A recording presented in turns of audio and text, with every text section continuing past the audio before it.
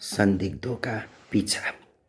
हम विज्ञान को अक्सर पंथ निरपेक्षता और सहिष्णुता के मूल्य के साथ जोड़कर देखते हैं। अगर ऐसा है तो शुरुआती दौर के आधुनिक यूरोप में आपने शायद ही कभी वैज्ञानिक क्रांति की उम्मीद की होती।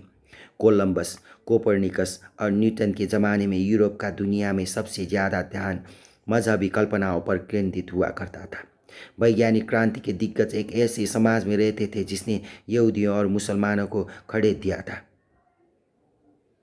विधर्मियों को थोक में जला दिया था, जिसको बिल्लियों से प्यार करने वाली हर बुजुर्ग महिला में एक चुड़ैल दिखाई देती थी और जो हर पूर्णिमा की रात को एक नई मजहबी लड़ाई शुरू कर देता था।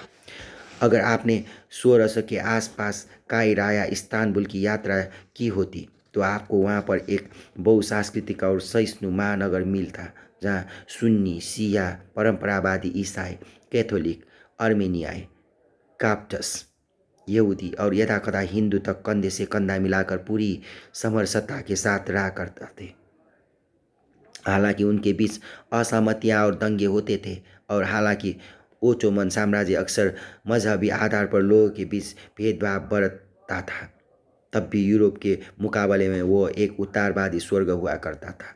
इसके बाद अगर आपने तत्कालीन पेरिस या लंदन जाने के लिए समुद्री यात्रा की होती तो आपको मजहबी उग्रवाद में डूबे नगर मिलते, जिनमें केवल प्रभावशाली संप्रदाय के लोग ही रह सकते थे। लंदन में कैथोलिकों को मार दिया जाता था, पेरिस में प्रोटेस्टेंटों को मार दिया जाता था, यहूदियों को बहुत पहले खड़ेरा जा चुका था, और होशो हवास रखने वाला कोई भी इंसान किसी मुसलमान को नगर के अंदर आने देने का ख्वाब भी नहीं देखता था।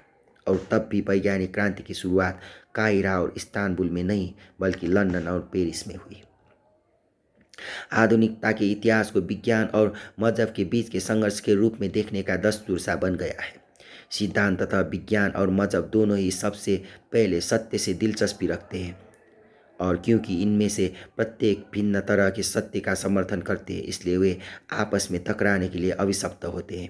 लेकिन दरअसल न तो विज्ञान ही सत्य की कोई खास परवाह करता है और न ही मजहब, इसलिए वे बहुत आसानी से आपस में समझौता कर सकते थे, साथ साथ रह सकते हैं और आपसी सहयोग भी कर सकते हैं।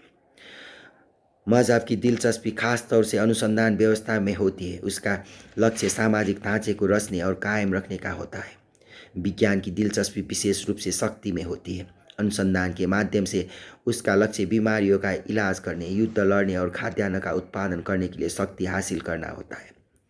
व्यक्तियों के रूप में वैज्ञानिक और पुरोहित सत्य को अपार महत्व दे सकते हैं, लेकिन सामूहिक संस्थाओं के रूप में विज्ञान और मजहब सत्य से ऊपर अनुशासन, व्यवस्था और शक्ति को अहमियत देते हैं, इसलिए उनके बीच अच्छा संग साथ निभता है।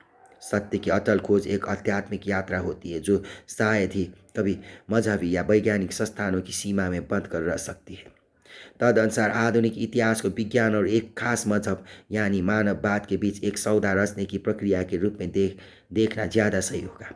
आधुनिक समाज मानववादी रूढ़ि से विश्वास करता है और इन रूढ़ियों पर सवाल उठाने के लिए नहीं बल्कि उनको क्रियान्वित करने के लिए विज्ञान का उपयोग करती है।